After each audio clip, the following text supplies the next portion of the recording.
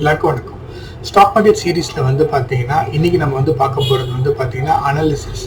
ஒரு ஸ்டாக்கை பாத்தீங்கன்னா வாங்குறாங்கன்னா எதை பேஸ் பண்ணி வாங்குறாங்க அப்படின்ற கேள்விக்கு விடதான் இந்த வீடியோ. சில பேர்கிட்ட நீங்க கேட்டிருப்பீங்க, ஏன்பா இந்த ஸ்டாக் வாங்கின அப்படின்னு கேட்டாங்கன்னா அவங்க சொல்ற ஒரே பதில் என்ன இருக்குன்னா, ஃபண்டமெண்டலா அந்த ஸ்டாக் ரொம்ப ஸ்ட்ராங்குப்பா, அதுவும் இப்போ பாத்தீங்கன்னா ரீசனபிள் பிரைஸ்ல இருக்கு, அதனால இந்த ஸ்டாக் நான் வாங்குறேன் அப்படின்னு சொல்லுவாங்க. சில பேர்கிட்ட இந்த பாத்தீங்கன்னா சப்போர்ட் அதை உடச்சிட்டு போயிடுச்சுப்பா, அதனால தான் இந்த ஸ்டாக் வாங்குறேன். ஸோ இப்படின்னா என்ன, ஸ்டாக் மார்க்கெட்ல பாத்தீங்கன்னா எப்படி பாத்தீங்கன்னா பீப்புள் அனலைஸ் பண்றாங்க அப்படின்னு பாத்தீங்கன்னா ஒரு 3 டைப் தாங்க இருக்கு டோட்டலா. ஒன்று பாத்தீங்கன்னா ஃபண்டமெண்டல் அனாலிசிஸ், இன்னொன்று பாத்தீங்கன்னா டெக்னிக்கல் அனாலிசிஸ், இன்னொன்று பாத்தீங்கன்னா நான் இந்த வீடியோட லாஸ்ட்ல சொல்றேன். ஸோ ஸ்டாக் மார்க்கெட் அப்படின்னு எடுத்துட்டீங்கன்னா ஒரு 3 அனாலிசிஸ் இருக்கு. அது என்ன அப்படின்றது இன்னைக்கு நம்ம பார்க்குறோம். ஃபர்ஸ்ட் பாத்தீங்கன்னா ஃபண்டமெண்டல் அனாலிசிஸ், செகண்ட் பாத்தீங்கன்னா டெக்னிக்கல் அனாலிசிஸ், மூணாவது பாத்தீங்கன்னா இந்த வீடியோட லாஸ்ட்ல உங்களுக்கு நான் என்னென்ன அப்படின்னு நான் சொல்றேன். ஃபர்ஸ்ட் ஃபண்டமெண்டல் அனாலிசிஸ் அப்படின்னா என்னன்னு பார்ப்போம். ஒரு கம்பெனி அப்படின்னு எடுத்துக்கிட்டிங்கன்னா ஃபண்டமெண்டலா சில செக்ஸ் பண்ணுவாங்க. இப்போ எக்ஸாம்பிளுக்கு மாருதி சுசுகி எடுத்துக்கலாம். அந்த கம்பெனி எப்படி அப்படின்னு கேட்டால் நம்ம என்ன சொல்லணும்னா, இது ஒரு நல்ல கம்பெனிப்பா, ஏன்னா இந்த கம்பெனியில் பார்த்தீங்கன்னா நிறைய சர்வீஸ் சென்டர்ஸ் இருக்குது, நமக்கு எங்கேயாவது பிரச்சனை இருந்தால் கூட பார்த்தீங்கன்னா நம்ம இமீடியட்டாக ஸ்டார்ட் பண்ணிக்கலாம். செகண்ட் இந்த கம்பெனி இந்தியாவோட கொலாபரேஷன் இருக்குது. ஆக்சுவலாக அந்த மாருதின்றது பார்த்தீங்கன்னா இந்தியன் கம்பெனி, சுசுகி அப்படின்றது பார்த்தீங்கன்னா ஜப்பான் கம்பெனி. ஸோ இவங்க 2 பேர் கொலாபரேஷனோட பண்ணுறாங்க. பெரிய லெவலில் பார்த்தீங்கன்னா கார்ஸ் சேல்ஸ் பண்ணுறாங்க, ரொம்ப நல்ல கம்பெனி. ஸோ இந்த மாதிரி நமக்கு தெரிஞ்ச நிறைய இன்ஃபர்மேஷனை தான் பார்த்தீங்கன்னா ஃபண்டமெண்டல் அப்படின்னு சொல்லுவோம்.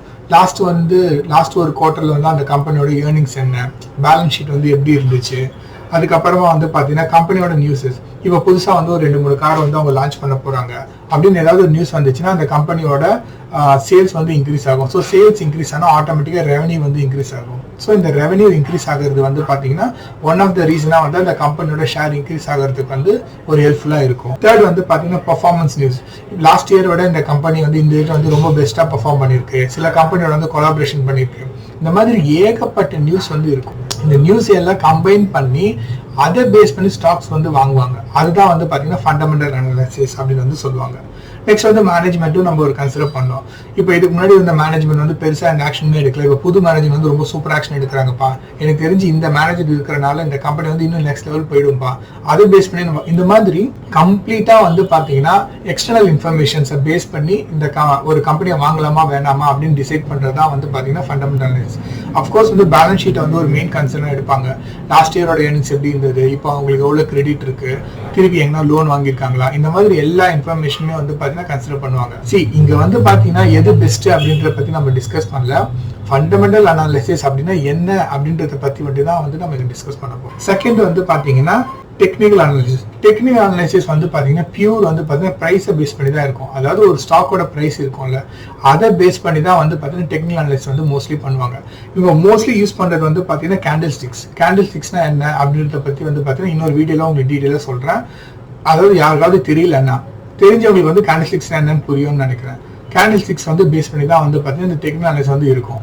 செகண்ட் அவங்க யூஸ் பண்றது இண்டிகேட்டர்ஸ். அதாவது இந்த பிரைஸை பார்த்தீங்கன்னா டிஃப்ரெண்ட் விதமா பிளாட் பண்ணுவாங்க. இப்போ இண்டிகேட்டர்ஸ் அப்படின்னு எடுத்தீங்கன்னா RSIன்றது ஒரு இண்டிகேட்டர் இருக்கு, ஸ்டோகாஸ்டிக்ஸ் ஒரு இண்டிகேட்டர் இருக்கு, ட்ரெண்ட் லைன்ஸ், அதுக்கப்புறமா பார்த்தீங்கன்னா சூப்பர் ட்ரெண்ட், மூவிங் ஆவரேஜ், அதுக்கப்புறமா MACD, இந்த மாதிரி நிறைய இண்டிகேட்டர்ஸ் இருக்கும்.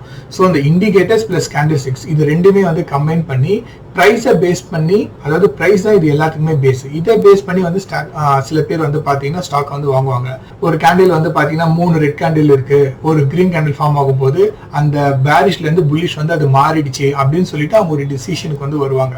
இதுல பாத்தீங்கன்னா ஒரு கேண்டில் ஸ்டிக்ஸோட கேரக்டரிஸ்டிக்ஸ்மே டிஃப்ரெண்டா இருக்கும். அந்த கேரக்டரிஸ்டிக்ஸை பாத்தீங்கன்னா யார் நல்லா அண்டர்ஸ்டாண்ட் பண்ணிருக்காங்களோ அவங்க பாத்தீங்கன்னா இந்த ட்ரேட் பண்ணும்போது உங்களுக்கு பாத்தீங்கன்னா ஒரு நல்ல ரிசல்ட்ஸ் கிடைக்குது. அதாவது மோஸ்ட்லி பாத்தீங்கன்னா பீப்புள் கேண்டில் ஸ்டிக்ஸை தான் யூஸ் பண்ணி ட்ரேட்ஸ் நிறைய பேர் பண்றாங்க. ஃபண்டமெண்டல் அனாலிசிஸ் பாத்தீங்கன்னா ரொம்ப கம்மியான பேர் தான் பண்ணுவாங்க. ஏன் அப்படின்னா யோசிச்சு பாருங்க, இப்போ உங்களோட நாலேஜுக்கு மாருதி சுசுகில உங்களுக்கு ஒரு 10 இன்ஃபர்மேஷன் தெரியும், அந்த கம்பெனில ஒர்க் பண்ணிட்டு இருக்காங்க அப்படின்னா அவங்களுக்கு பாத்தீங்கன்னா உங்களோட ஒரு 4-5 இன்ஃபர்மேஷன் பெட்டரா தெரியும். அதே மேனேஜ்மெண்ட்ல இருக்கிறவங்களுக்கு அதை விட பெட்டரா இன்ஃபர்மேஷன் தெரியும். அதாவது அந்த கம்பெனியை பத்தி சொல்றேன். போர்ட் ஆஃப் டைரக்டரா இருக்கிறவங்களுக்கு மிக அதிகமான லெவல்ல இன்ஃபர்மேஷன் தெரியும், அந்த சிஓக்கு என்டையர் இன்ஃபர்மேஷன் தெரியும். ஸோ இங்க பாத்தீங்கன்னா ஃபண்டமெண்டல் அனாலிசிஸ் அப்படின்னு எடுத்துக்கிட்டீங்கன்னா ஒருத்தருக்கும் டிஃப்ரெண்டா இருக்கும். ஒருத்தங்க கிட்ட இருக்கிற இன்ஃபர்மேஷன் வந்து இன்னொருத்தங்களுக்கு வந்து பார்த்தீங்கன்னா கம்மியாக கிடைக்கலாம், இன்னொருத்தங்களுக்கு வந்து பார்த்தீங்கன்னா அதிகமாக இன்ஃபர்மேஷன் கிடைக்கலாம். ஸோ ஃபண்டமெண்டல் அனலைஸ் வந்து பார்த்தீங்கன்னா ப்ராக்டிக்கலாக சொல்கிறேன், ஸ்மால் இன்வெஸ்டருக்கு வந்து பார்த்தீங்கன்னா அது அப்ளிகபிள் கிடையாது. ஏன் அப்படின்னா உங்களால் வந்து ஒரு கம்பெனியை பற்றி என்டையர் இன்ஃபர்மேஷனை வந்து கேதர் பண்ண முடியாது. ஆனால் உங்களுக்கு ஒரு லிமிட்டட் இன்ஃபர்மேஷன்ஸ் இருக்கும், அந்த இன்ஃபர்மேஷனை வச்சு வந்து நீங்கள் பண்ண முடியும். ஆனால் என்னோட பர்சனல் ஒப்பீனியன் வந்து பார்த்தீங்கன்னா ஃபண்டமெண்டல் அனலைஸ் வந்து பார்த்தீங்கன்னா பண்ணிட்டு நீங்கள் வந்து டெக்னிக்கல்ஸையும் வந்து கம்பைன் பண்ணி பண்ணுறது வந்து ஒரு பெஸ்ட் வே. ஸோ மூணாவது இம்பார்ட்டன்டான ஒரு சிஸ்டம் வந்து எல்லாருமே ஃபாலோ பண்ணுறாங்க, ஆனால் நிறைய பேர் இது தெரியாது. அது எதுன்னு பார்த்தீங்கன்னா ட்ரெண்ட் ஃபாலோயிங் சிஸ்டம் அப்படின்னு சொல்லுவாங்க. இந்த ட்ரெண்ட் ஃபாலோயிங் சிஸ்டம் அப்படின்னா என்ன அப்படின்னா ஒரு மார்க்கெட்டோட மூவ்மெண்ட்டுக்கு ஏற்ற மாதிரி பீப்புள் வந்து ட்ரேட் பண்ணுவாங்க. மோஸ்ட்லி வந்து இதை வந்து பார்த்தீங்கன்னா ஃபியூச்சர்ஸ்ல பண்ணுவாங்க, ஸ்டாக்ஸ்ல வந்து பெருசாக பண்ண முடியாது. ஏன்னா மார்க்கெட் மேலே போகும்போது உங்களால் ஸ்டாக்ஸ்ல வந்து பண்ண முடியும். சப்போஸ் மார்க்கெட் திரும்பி கீழே போகும்போது ஸ்டாக்கை வந்து உங்களால் ஒரு நாளைக்கு மேலே வந்து ஷார்ட் பண்ண முடியாது. ஸோ மோஸ்ட்லி பீப்புள் என்ன பண்ணுவாங்க, ஃபியூச்சர்ல இருக்கிறவங்க வந்து இந்த ட்ரெண்ட் ஃபாலோயிங் சிஸ்டம் வந்து யூஸ் பண்ணுவாங்க.